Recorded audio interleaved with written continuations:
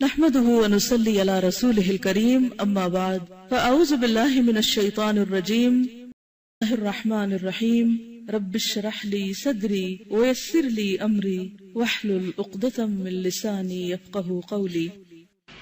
نبی کی بیویوں سے اگر تمہیں کچھ مانگنا ہو تو پردے کے پیچھے سے مانگا کرو، پردے کے پیچھے سے۔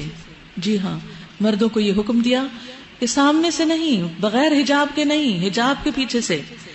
کیوں حجاب؟ کیوں؟ اس آیت کو انڈر لائن کیجئے، یہ آیت حجاب کی ضرورت بتاتی ہے۔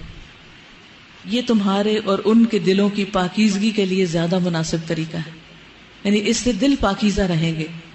حضرت انس کہتے ہیں کہ میں نبی صلی اللہ علیہ وسلم کا خادم تھا، بغیر اجازت آپ کے گھروں میں آتا جاتا تھا۔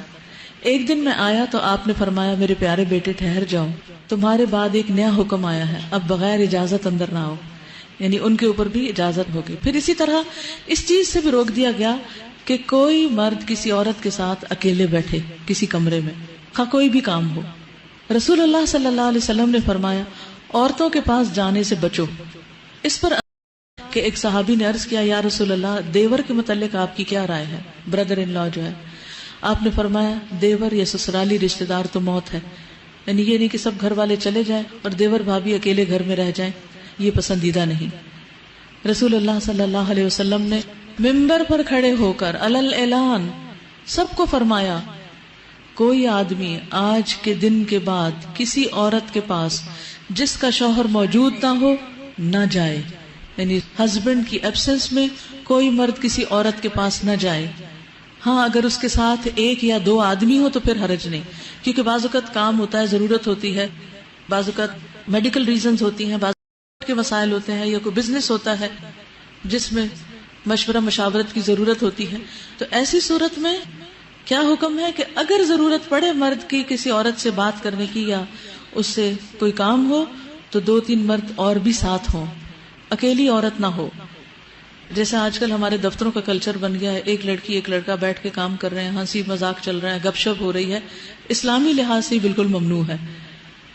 آپ نے فرمایا کہ شیطان انسان کے جسم میں خون کی طرح دوڑتا ہے، تو شیطان جہاں موجود ہو وہ مرد اور عورت کا دل پاک کہاں سے رہنے دیں گے؟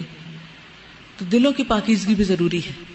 ذالکم اطہر لقلوبکم وقلوبہن، یعنی کوئی یہ نہیں کہہ سکتا کہ ہم کون سا کوئی برا کام کر رہے ہیں، کیونکہ انسان بظاہر اچھا کام کرتے ہوئے بھی اگر اپنے دل پہ پھر قابو نہ رکھ سکے اور انجام کار میں کہیں برا کر بیٹھے تو پہلے سے ہی حد بندی کر سد ذریعہ کر دیا گیا کہ جس ذریعے یا جس راستے یا جس دروازے یا جس ونڈو سے حرام تک انسان جاتا ہے وہ ونڈو بند کر دی جائے۔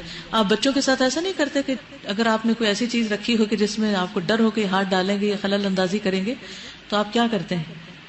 دروازہ ہی بند کر دیتے، لاک کر دیتے، چیز کو اوپر رکھ دیتے جہاں ان کا ہاتھ ہی نہ پہنچے۔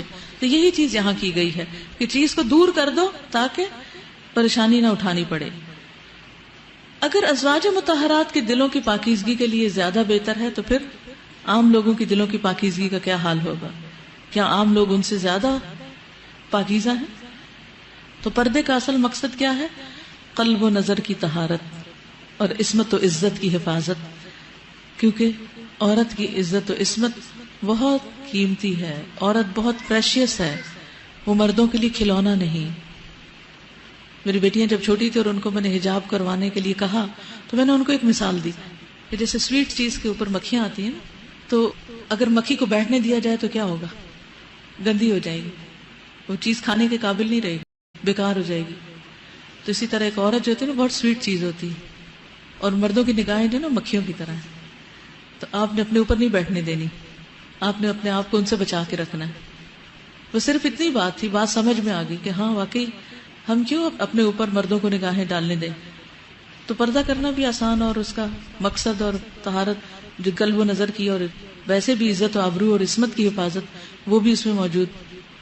تو کسی بھی طرح سے آپ اگر یہ سمجھیں کہ اللہ تعالیٰ ہمارے لیے ہماری ماں سے بڑھ کر ہم سے محبت کرنے والا ہے تو وہ احکامات ہمیں کیوں دے رہا ہے؟ وہ ہمیں پروٹیکٹ کرنا چاہتا ہے۔ حجاب عورت کی پروٹیکشن کے لیے ہے، عورت کی حفاظت کے لیے ہے، عورت کو بہترین مقام دینے کے لیے ہے۔ حجاب عورت کو مردوں کے ہاتھوں کھلونا بننے سے بچاتا ہے۔